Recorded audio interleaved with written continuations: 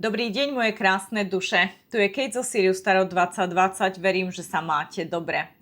Dnes spoločne začíname druhú časť našej série História modernej spirituality.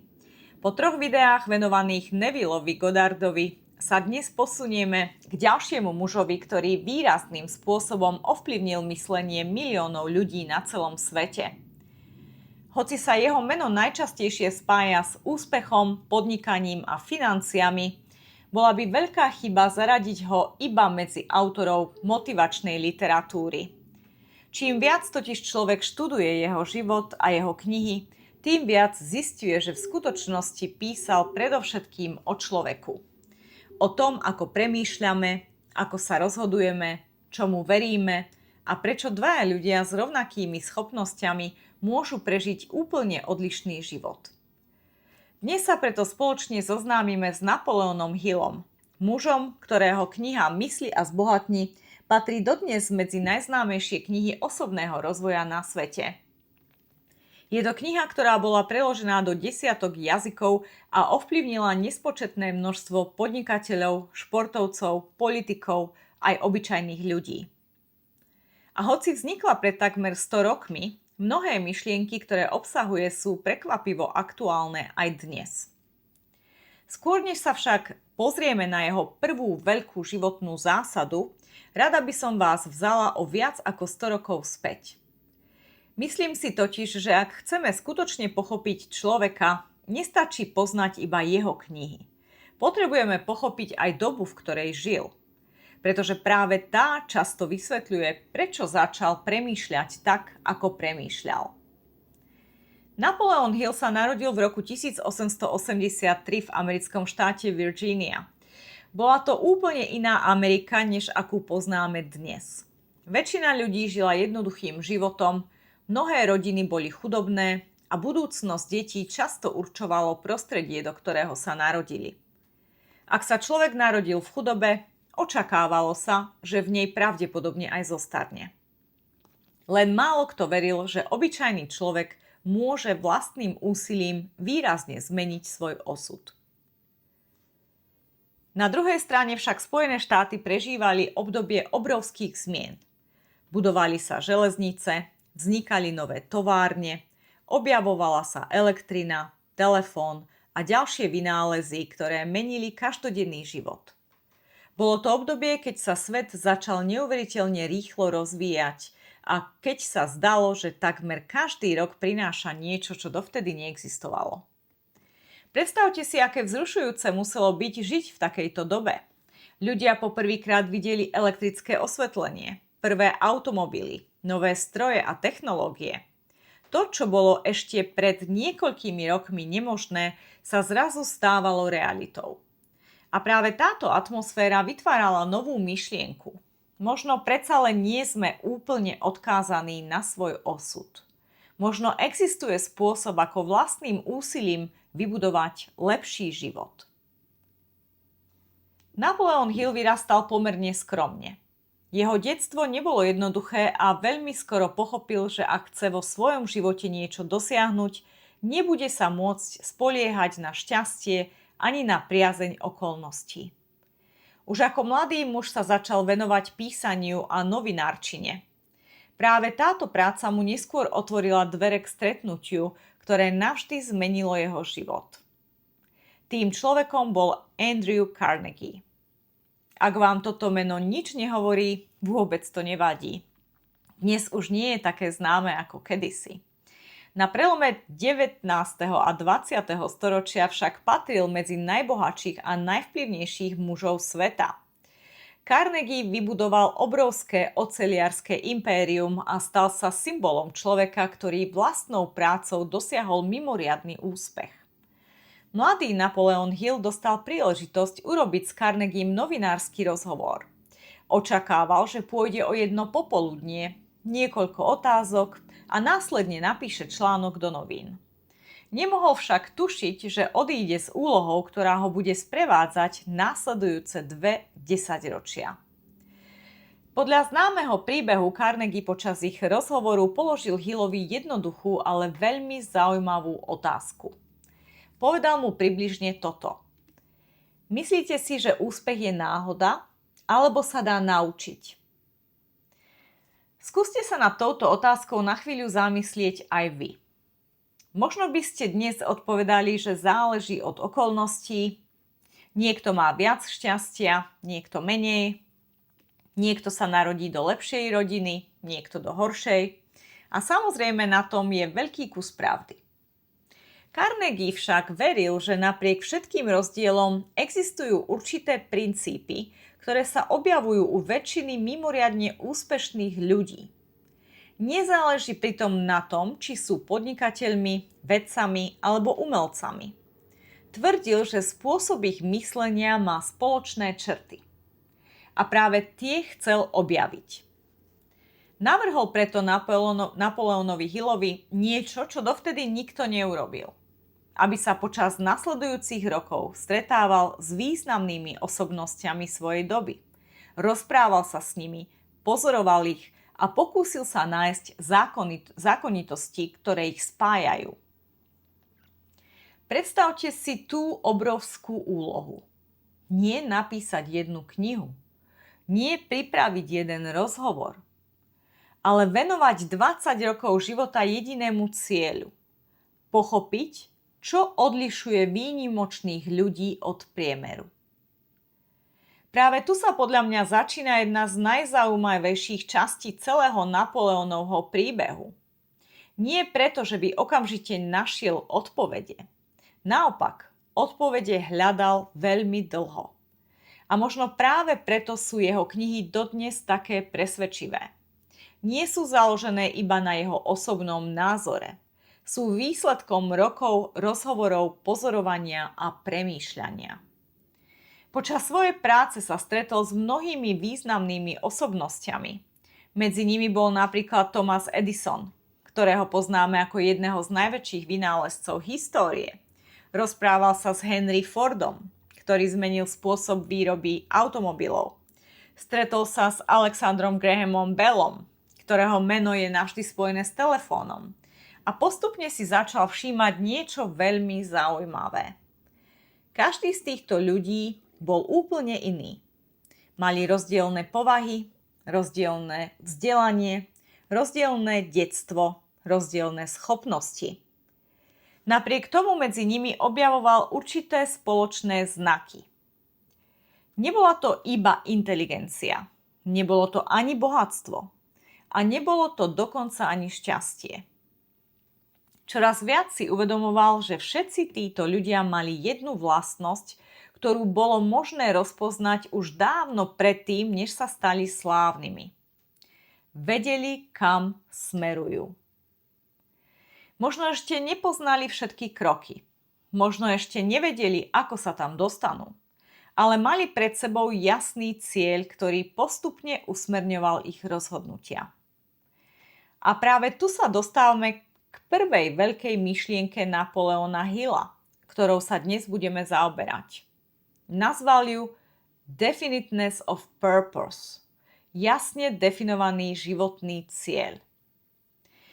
Na prvé počutie to znie veľmi jednoducho. Dokonca by sa mohlo zdať, že na tom nie je nič objavné. Veď predsa každý človek niečo chce. Každý z nás má nejaké sny, predstavy alebo želania. Lenže Napoleon Hill medzi želaním a cieľom robil veľmi jasný rozdiel. Keď Napoleon Hill počas rokov rozhovorov počúval príbehy úspešných ľudí, začal si uvedomovať jednu zvláštnu vec. Mnohí z nich nezačínali s výnimočnými podmienkami. Niektorí nemali peniaze, iní nemali vzdelanie. Ďalší vyrastali v chudobe alebo zažívali opakované neúspechy. Keby sme sa na ich život pozreli v čase, keď mali 20 alebo 30 rokov, pravdepodobne by sme vôbec nepovedali, že raz zmenia svet. To, čo ich odlišovalo, nebolo to, čo mali vo vrecku. Oveľa dôležitejšie bolo to, čo nosili vo svojej hlave. Hill si začal všímať, že títo ľudia nehovorili o svojich plánoch spôsobom možno raz alebo ak sa pošťastí. Naopak hovorili o nich s pozoruhodnou istotou. Nie preto, že by presne vedeli, ako sa všetko vyvinie, ale preto, že mali vo svojom vnútri rozhodnutie, od ktorého neustupovali pri každej prvej prekážke. A práve tu sa podľa mňa Napoleon Hill veľmi pekne doplňa s Nevillom Goddardom. Neville nás učil, že najskôr musíme zmeniť svoj vnútorný stav. Hovoril, že človek sa musí vo svojej predstavivosti stať tým, kým chce byť. Že budúcnosť sa začína vo vedomí. Hill s tým v mnohom súhlasil. Pridal však ďalší veľmi praktický rozmer. Tvrdil, že nestačí iba snívať. Nestačí ani veriť. Človek potrebuje vedieť, kam smeruje. Potrebuje si zvoliť cieľ, ktorý bude dostatočne silný na to, aby ovplyvňoval jeho každodenné rozhodnutia. Skúste si predstaviť dve lode, ktoré vyplávajú z rovnakého prístavu. Obe majú kvalitný motor, obe majú skúsenú posádku, obe majú dostatok paliva. Rozdiel je iba v jednej jedinej veci. Prvá loď má presne určený cieľ. Kapitán pozná prístav, do ktorého chce doplávať. Samozrejme, počas cesty môže prísť búrka, vietor môže zmeniť smer a možno bude potrebné niekoľkokrát upraviť trasu. Ale bez ohľadu na všetky komplikácie sa vždy znova orientuje podľa svojho cieľa. Druhá loď nič také nemá. Vypláva na more s predstavou, že niekam sa už dostane. Každý vietor ju odnesie inam. Každý nový nápad zmení jej smer. Raz pláva na sever, potom na juh, neskôr sa otočí späť, pretože počula, že tam sú vraj lepšie možnosti. Po roku plavby môže mať za sebou oveľa viac kilometrov ako prvá loď, ale veľmi pravdepodobne nebude tam, kde chcela byť. Keď som prvýkrát čítala túto Hillovú myšlienku, uvedomila som si, že sa netýka iba podnikania alebo peňazí. Týka sa úplne každej oblasti života. Koľkí ľudia vstúpia na vysokú školu iba preto, že tam idú ich kamaráti? Koľkí si vyberú povolanie, pretože sa to od nich očakáva? Koľkí zostanú celé roky vo vzťahu alebo v práci, v ktorej už dávno nie sú šťastní, len preto, že nikdy nezastali a nepoložili si jednoduchú otázku. Kam vlastne smerujem? Možno aj vy poznáte niekoho, kto neustále pracuje. Je celý deň zaneprázdnený. V kalendári nemá jedinú voľnú hodinu. Neustále niečo vybavuje, organizuje, rieši a večer padne unavený do postele. Na prvý pohľad sa môže zdať veľmi úspešný, ale ak by ste sa ho spýtali, aký život chce o 10 rokov žiť, možno by nevedel odpovedať. Hill by povedal, že takýto človek síce robí veľa vecí, ale možno nerobí tie správne. A to je obrovský rozdiel. Dnes žijeme v dobe, keď máme oveľa viac možností než ľudia pred 100 rokmi. Môžeme cestovať, študovať, podnikať, pracovať na diaľku, meniť zamestnanie, zakladať firmy alebo sa učiť nové profesie prakticky v každom veku. Paradoxne však práve množstvo možností spôsobuje, že sa mnohí ľudia cítia ešte stratenejší. Každý deň vidíme na sociálnych sieťach stovky úspešných ľudí. Jeden odporúča investovať, druhý cestovať, tretí meditovať, štvrtý podnikať, piaty odísť na Bali, šiesty tvrdí, že šťastie nájdeme na farme, siedmy hovorí, že jedinou cestou je veľké mesto. Ak človek nemá vlastný smer, začne nasledovať smer niekoho iného. A možno práve preto je Hillová prvá myšlienka dnes ešte aktuálnejšia ako v čase, keď ju napísal. On nás totiž nevyzýva, aby sme mali rovnaké sny. Nevraví nám, čo je správny cieľ. Nehovorí, že každý musí byť bohatý. Naopak, tvrdí iba to, že náš život sa začne meniť vo chvíli, keď sa prestaneme nechať unášať okolnosťami a vedome si zvolíme smer, ktorým chceme ísť. Veľmi sa mi páči, že Hill nikdy netvrdil, že cesta bude jednoduchá. Naopak vo svojich knihách často opisuje neúspechy. Hovorí o sklamaniach, o odmietnutí, o pádoch a o chvíľach, keď človek pochybuje sám o sebe. Rozdiel podľa neho spočíva v tom, že ľudia s jasným cieľom nepovažujú prekážku za dôkaz, že majú skončiť. Považujú ju za súčasť cesty. A myslím si, že práve toto je myšlienka, ktorú dnes potrebujeme počuť možno viac než kedykoľvek predtým. Sme totiž zvyknutí na okamžité výsledky. Chceme, aby všetko fungovalo hneď. Ak sa niečo nepodarí po prvom alebo druhom pokuse, veľmi rýchlo máme pocit, že to asi nebolo pre nás. Lenže väčšina veľkých vecí vzniká pomaly. Veľký strom nevyrastie za týždeň. Silný vzťah nevznikne za mesiac. Majstrovstvo v akejkoľvek oblasti neprichádza po niekoľkých dňoch. A rovnako ani veľký životný cieľ sa nenaplní zo dňa na deň. Hill nás učí trpezlivosti. Nie pasívnej trpezlivosti, keď človek iba čaká, ale aktívnej trpezlivosti. Takému spôsobu života, keď každý deň urobíme malý krok smerom k tomu, čo sme si zvolili. A možno práve dnes je vhodná chvíľa položiť si otázku, ktorú si kedysi položil aj samotný Napoleon Hill. Nie otázku, čo by som chcel mať, ale otázku, akým smerom sa rozhodol ísť môj život. Je medzi tým obrovský rozdiel. Veci môžeme získať aj stratiť. Životný smer však vytvára človeka.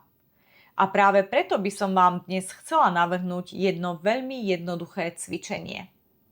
Nájdite si dnes večer pokojné miesto. Nemusí to byť na hodinu. Stačí 15 alebo 20 minút. Vypnite telefón, odložte všetko, čo vás vyrušuje. Vezmite si papier a pero a skúste si odpovedať na jedinú otázku. Ak by som sa o 5 rokov pozrel späť na dnešný deň a povedal si, že práve tu sa môj život začal meniť správnym smerom, čo by muselo byť o 5 rokov inak? Neponáhľajte sa. Možno prvá odpoveď nebude tá správna. Možno zistíte, že ste doteraz žili viac podľa predstav druhých ľudí, než podľa vlastných túžob. A možno prvýkrát po veľmi dlhej dobe objavíte sen, ktorý vo vás celý čas potichu čakal. Nemusíte dnes poznať všetky kroky. Nemusíte vedieť všetky odpovede. Stačí, ak si dovolíte nájsť smer. Pretože ako veril Napoleon Hill, človek s jasným cieľom často nájde aj cestu, ktorá sa na začiatku zdala úplne neviditeľná. V budúcom pokračovaní sa pozrieme na ďalšiu z jeho veľkých myšlienok, vieru a autosugestiu. Budeme hovoriť o tom, prečo podľa Napoleona Hilla nestačí mať cieľ, ale prečo je rovnako dôležité naučiť sa meniť svoje vnútorné presvedčenia. A možno budete prekvapení, ako veľmi sa jeho pohľad opäť približuje učeniu Nevilla Goddarda. Ak sa vám dnešné video páčilo a prinieslo vám novú inšpiráciu, budem veľmi rada, ak mu dáte like, odberiete môj kanál a kliknite na zvonček, aby vám neušlo ďalšie pokračovanie série História modernej spirituality. Ak poznáte niekoho, komu by dnešné video mohlo pomôcť alebo ho inšpirovať, budem vám veľmi vďačná, ak ho budete zdieľať. Ďakujem vám za váš čas, za vašu dôveru a za to, že spolu so mnou objavujete myšlienky veľkých učiteľov modernej spirituality. Prajem vám krásny deň, veľa pokoja vo vašom srdci a teším sa na vás pri ďalšom pokračovaní našej spoločnej cesty. Namaste.